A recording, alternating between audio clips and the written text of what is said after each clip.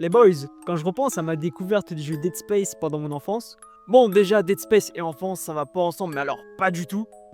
Mais bref, hormis ça, le fait que l'univers et l'ambiance est extrêmement macabre, il y a une créature, pour l'époque de mon point de vue, un monstre, qui m'a plus marqué que les autres, et de très loin. Tellement qu'elle m'a marqué, ça m'a donné un sujet pour ma première vidéo, et cette créature se nomme le Hunter.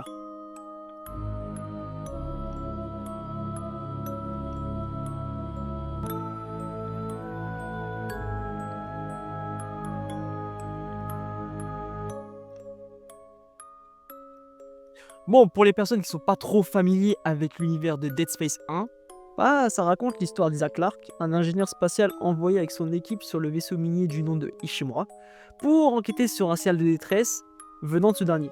En arrivant, il découvre que l'équipage a été massacré et transformé en des créatures assez monstrueuses du nom de nécromorphes, qui sont réanimées par un certain monolithe. Et l'objectif de Isaac à travers tout ça, ça va être de survivre à l'horreur et en parallèle de pouvoir retrouver sa petite amie du nom de Nicole. Voilà un résumé de l'univers de Dead Space en général. Mais après aussi, ce qui constitue un bon univers dans le jeu vidéo, c'est son bestiaire. Avec ce joli petit caillou pointu du nom de monolithe qui permet de créer une variété de créatures sorties tout droit de la licence de The Things. Fun fact au passage, l'univers Dead Space est fortement inspiré de The Things. Le monolithe agit sur les tissus organiques morts pour créer des nécromorphes qui a juste pour objectif de vous tuer et rien de plus. Un tir dans la tête comme dans les jeux de zombies traditionnels, bah pour un nécromorphe ça marche pas comme ça.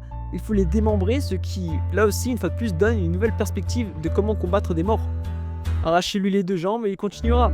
Arrachez-lui la tête, bah ça lui sert à rien. Et arrachez-lui les bras, bah il utilisera ses dents pour vous tuer. Donc bon, il faut tout découper et c'est la seule solution pour le tuer. Le monolithe donne une nouvelle forme à la mort, et pas des plus poétiques.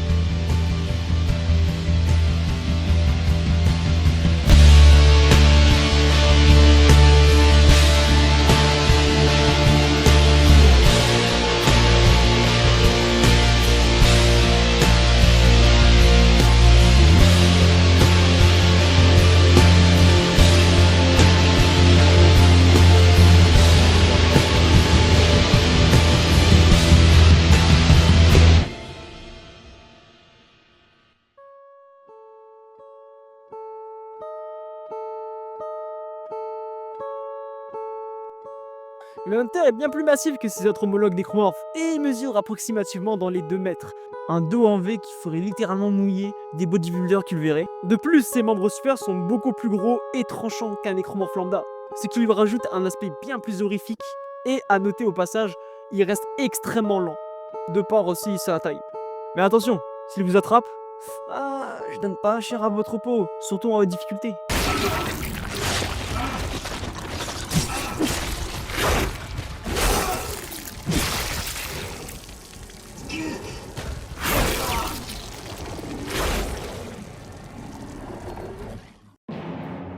Jusqu'à là, vous me direz que ça reste juste un écran bien plus gros que la moyenne, mais c'est là où ça devient vraiment intéressant.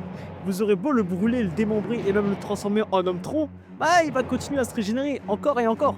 Je me souviens d'avoir essayé de vider tous mes chargeurs sur lui, et à la fin j'avais plus de munitions avec toutes mes armes, et je m'étais retrouvé littéralement tout nu face à lui. Surtout que dans Dead Space, les munitions c'est extrêmement important, donc je vais pas vous mentir, je me suis senti un peu dans la merde après.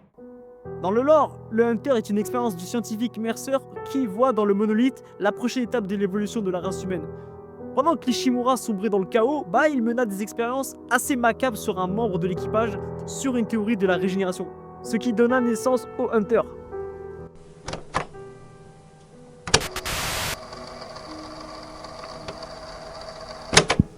J'ai enfin un cobaye pour mes expériences et nous allons voir si ma théorie de la régénération est vraie. Le manque de moyens est toujours une plaie, et je suis heureux d'avoir enfin ce patient. Il me croit, Dr. Kain. Il place sa vie entre mes mains. Il sait pourquoi il fait cela, il comprend bien ma démarche. Le front est bien propre et dégagé.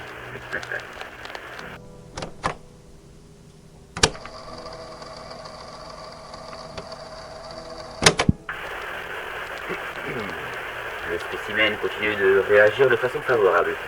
La croissance de ses cellules ainsi que son élasticité sont étonnantes. Le docteur Klein, j'en suis sûr, il est désavoué. Mais c'est le dernier de mes soucis. Le bon docteur est trop occupé avec le monolithe. Comme si c'était important. Il a succombé à la même folie que celle qui a touché la colonie. Hier encore, il m'a dit avoir parlé à sa femme, Amelia Klein. Elle est morte depuis des années. Il a grandi tellement vite. Patience, on me rapproche très bientôt.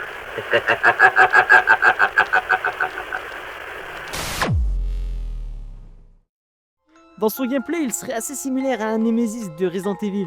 Le seul objectif est de vous poursuivre sans relâche et ne jamais mourir. Et si on rajoute à ça un côté bien plus pesant, de par le fait de se faire poursuivre dans des couloirs obscurs et étroits sans jamais rien lâcher. Cependant, il se fera tuer par Isaac Clarke grâce à la chaleur des réacteurs de la navette. La seule solution est de littéralement de tout désintégrer, c'est le seul moyen de l'éliminer.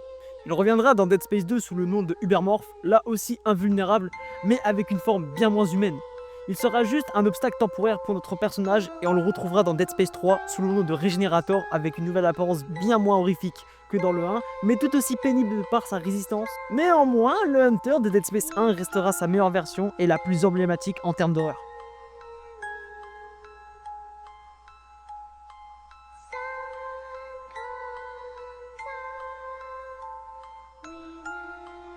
Dead Space nous a montré une nouvelle forme de peur à travers l'espace, comme a su faire Alien en son temps. Un mélange de Resident Evil et d'univers d'Alien pour donner un résultat unique et des monstres tout aussi uniques. Enfin bref, fin de cet épisode.